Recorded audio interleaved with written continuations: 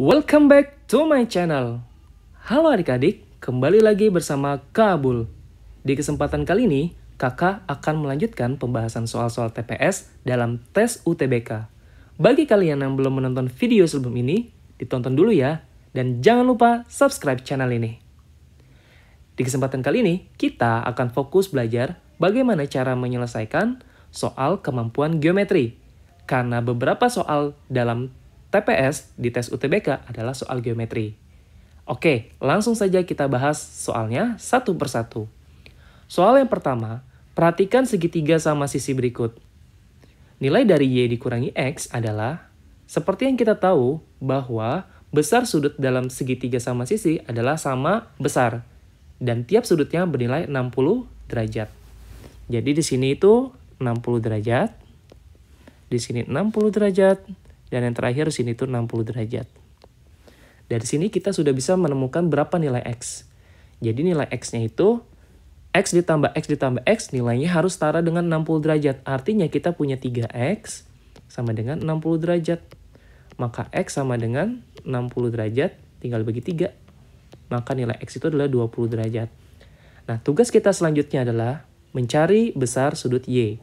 Bagaimana cara mencari besar sudut Y? Di sini kakak akan potong segitiganya dan akan menggambar lagi. Oke, kurang lebih seperti ini ya. Ini Y, di sini 20 derajat, di sini 20 derajat, dan di sini 60 derajat. Oke, sekarang untuk mendapatkan sudut Y, kita harus tahu dulu nih sudut yang kakak tandai dengan tanda tanya di sini berapa. Nah, caranya adalah sudut yang tanda tanya ini merupakan sudut luar segitiga. Artinya, sudut tersebut bisa dicari dengan cara menjumlahkan dua sudut yang diketahui di segitiga belakang sini nih. Nah, tinggal 20 tambah 60 berapa? Sudah pasti, sudut yang tanda tanya ini nilainya adalah 80 derajat. Ya. Nah, maka nilai Y itu cukup gampang. Karena besar sudut dalam segitiga itu adalah 180, maka sudut Y itu tinggal 180.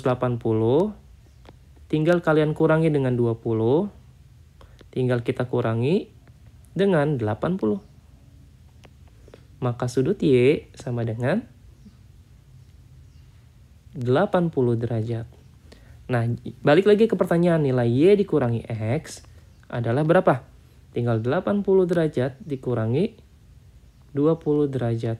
Maka hasilnya adalah 60 derajat. Maka jawabannya adalah yang E. Gampang kan? Oke, kita lanjut ke soal berikutnya ya. Nah, soal berikutnya, perhatikan gambar di atas. Nilai X adalah, nah sekarang ini soalnya itu saling terkait ya, antar sudut yang satu dengan sudut yang lainnya. Nah, untuk menyelesaikan soal ini, kita mulai dari sebelah kiri dulu atau sebelah kanan. Nanti sama aja sih. Sekarang, untuk mendapatkan nilai X, kita cari dulu besar masing-masing tiap sudutnya.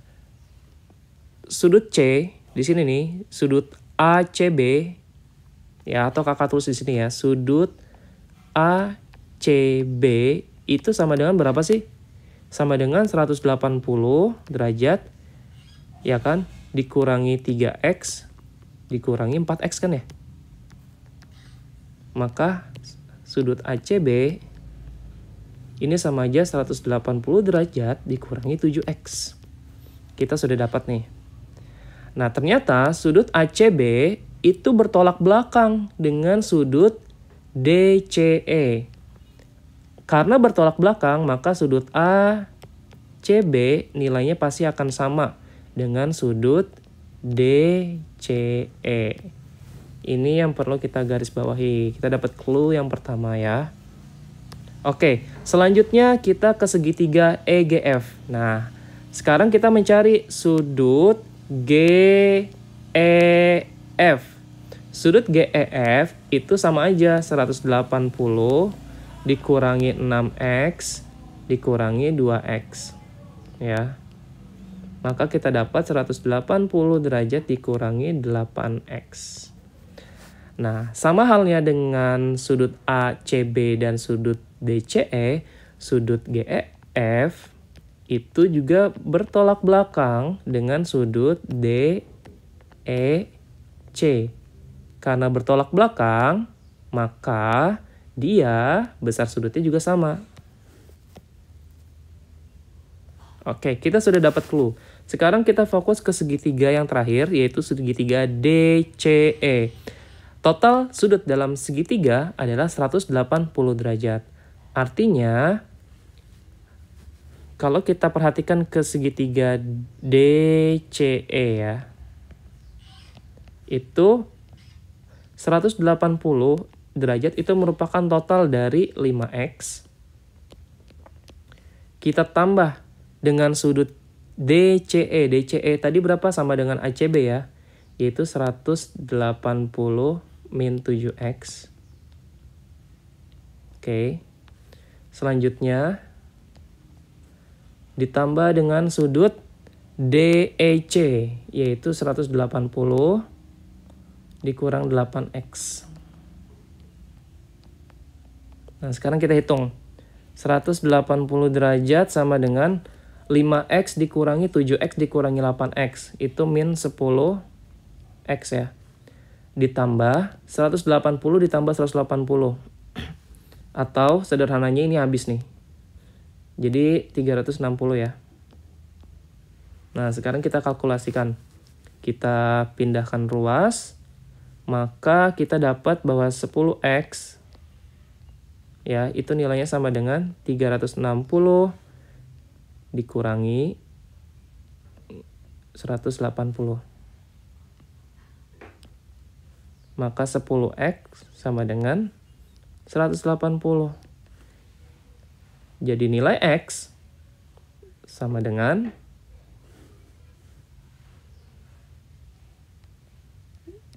sudah pasti 180 dibagi 10, yaitu 18 derajat. Maka jawabannya adalah 18. Cukup mudah ya. Oke, next kita bahas soal berikutnya. Nah, kali ini soalnya sedikit berbeda karena tidak ada gambar ya. Kita baca dulu soalnya. Segitiga ABC dan ADC merupakan segitiga sama kaki. Oke, kita dapat nih clue-nya sama kaki ya. Dengan AB sama dengan BC dan AD sama dengan DC. Titik D terletak di dalam segitiga ABC.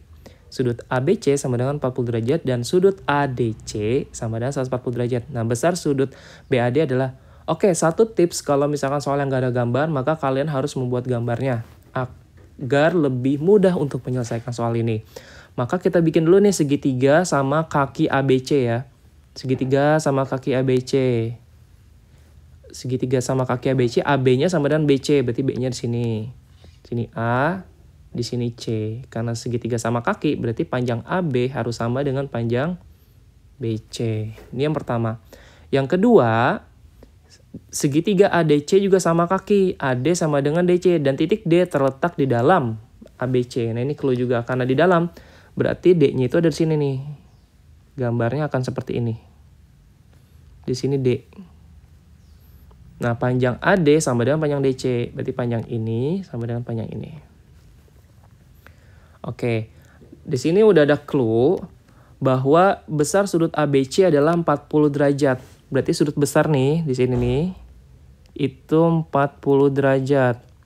Nah, karena dia segitiga sama kaki, maka kalau sudut A-nya ini 40 derajat, maka sudut C-nya juga adalah 40 derajat. Ingat ya, sifat segitiga sama kaki. Nah, selanjutnya, clue yang kedua, sudut ADC adalah 140. ADC yang atas nih, 140 derajat. Maka sudut BAD adalah, nah ini udah gampang nih. Cara selanjutnya adalah kita mencari dulu sudut kecil nih. Kita mencari dulu besar sudut dari DCA ya. DCA. Nah, besar sudut DCA itu kita anggap aja dengan X. Nah, sudut DCA ini sama juga dengan sudut DAC. Karena segitiga sama kaki. Artinya, sekarang kita fokus ke segitiga DAC. Di dalam segitiga DAC,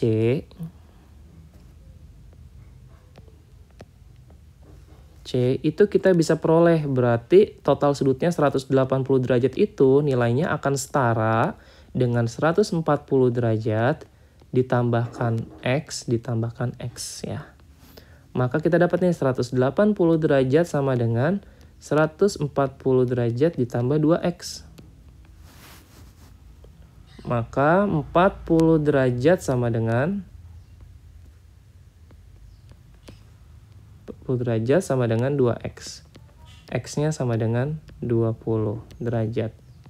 Kita dapat nih, sudut kecilnya ini adalah 20 derajat. Nah, sebenarnya tanpa harus menggunakan aljabar ini, kalian sebenarnya sudah bisa sih. Kalau di sini 140 derajat, berarti kan untuk mencapai 180 kurangnya 40 ya, tinggal dibagi 2, berarti sini 20, di sini 20. Nah, sekarang untuk menemukan sudut BAD, ya, sudut BAD itu yang kecil nih, kakak kasih warna kuning deh ya. BAD yang ini, itu kan artinya sudut besarnya, sudut si A-nya ya. Ini sama aja sudut A-nya dikurangi dengan sudut DAC atau sudut kecilnya. Udah dapat deh. Sudut A-nya tadi kita udah dapat 40 derajat ya. Dikurangi sudut DAC. Sudut DAC-nya tadi adalah 20 derajat. Maka hasilnya adalah 20 derajat. Maka ini jawabannya adalah yang A. Gampang kan? Next, kita lanjut bahas ke soal berikutnya. Nah, kalau tadi kita sudah belajar yang hubungannya dengan segitiga dan sudut-sudut. Nah, sekarang kita hubungannya ke bangun datar dan perbandingan ya. Soalnya begini, perbandingan luas daerah yang berwarna gelap terhadap luas persegi dalam gambar ini adalah, nah di sini udah ada clue di gambarnya. Makna garis ini artinya panjangnya sama ya. Karena di sini tidak diberikan berapa panjang sisinya, maka kita sebenarnya bebas menentukan panjang sisinya. Karena satu sisinya ini kebagi dua panjangnya sama besar, akan lebih mudah jika kita misalkan panjang sisinya ini dengan bilangan genap. Jadi kalau di sini kakak akan misalkan panjang sisinya itu 4 cm.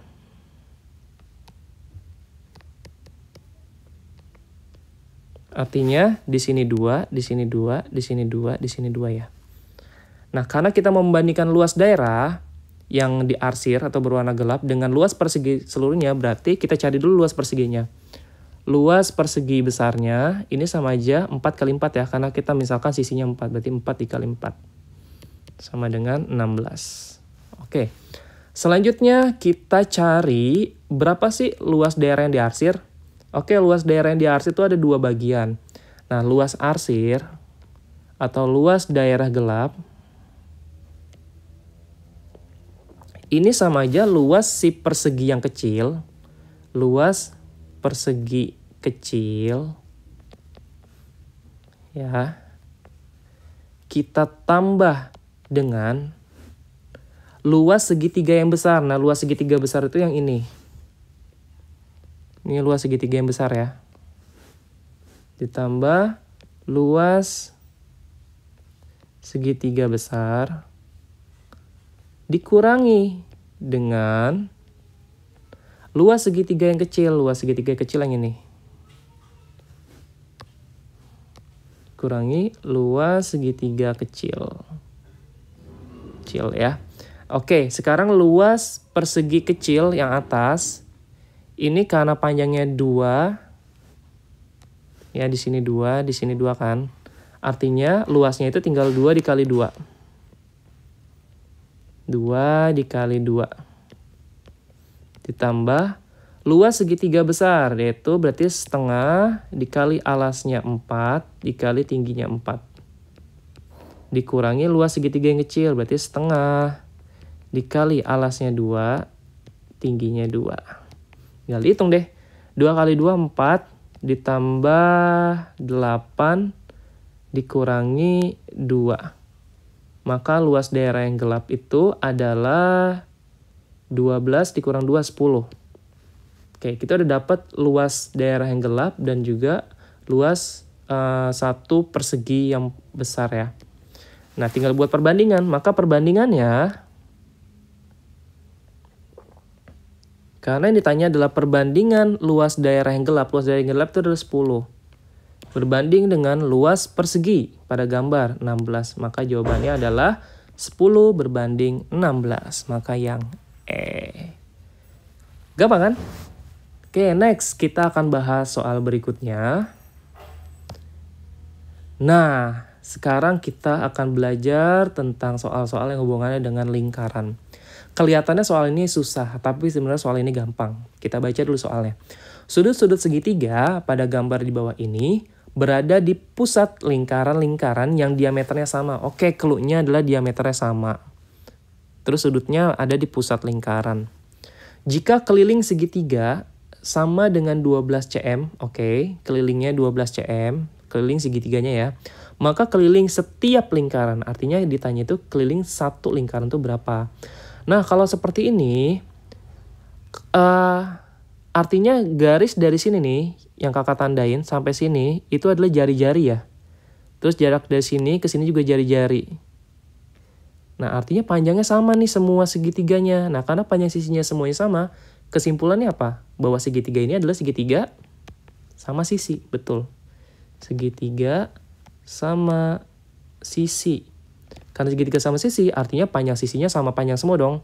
Ya udah, karena sisi segitiganya ada 3 dan kelilingnya 12, maka untuk satu sisinya itu adalah 4. Berarti di sini itu 2, di sini 2, di sini 2, di sini 2, di sini 2, di sini 2. Nah, kebayang ya? Oke, selanjutnya yang jadi pertanyaan adalah keliling setiap lingkaran. Berarti 2 ini secara tidak langsung atau secara langsung bahwa 2 ini adalah jari-jari dari lingkaran tersebut. Maka untuk keliling setiap lingkaran,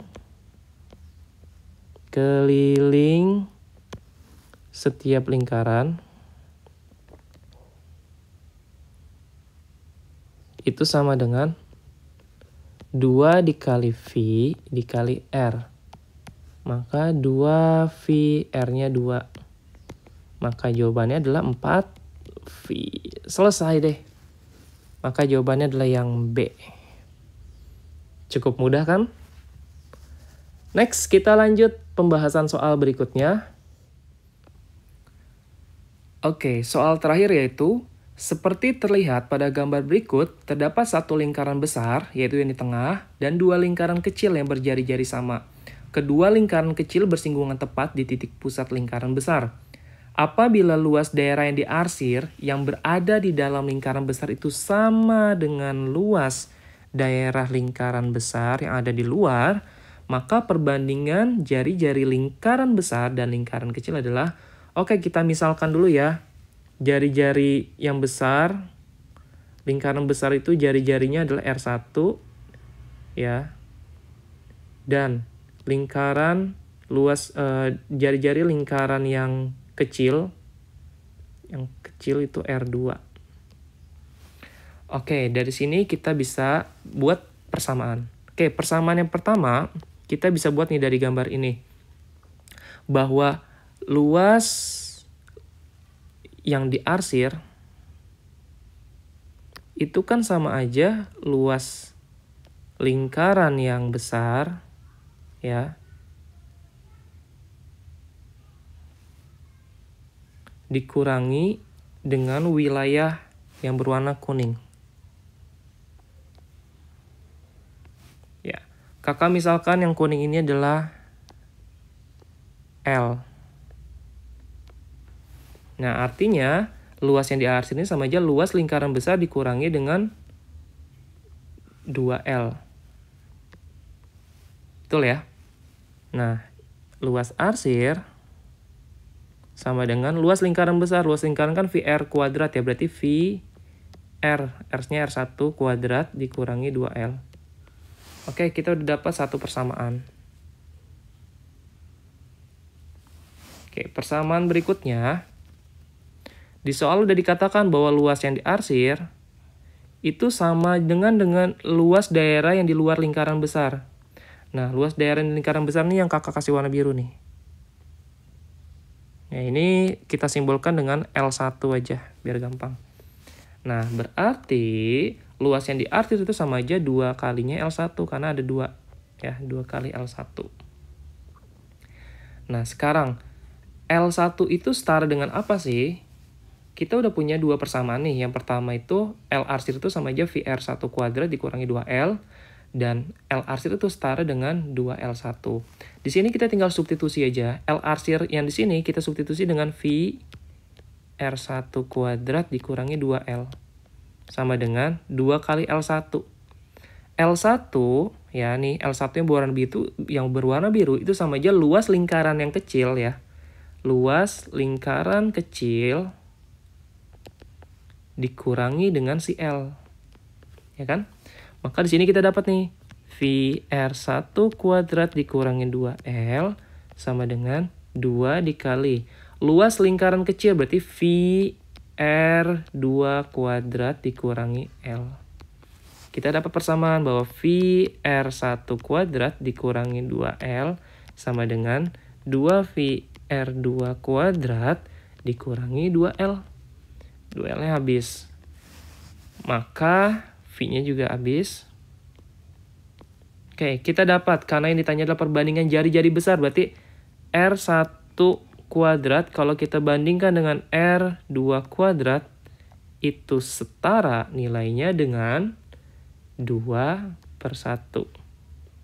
Nah, berarti untuk perbandingan jari-jari besar berbanding dengan jari-jari kecil, itu setara dengan akar 2/1.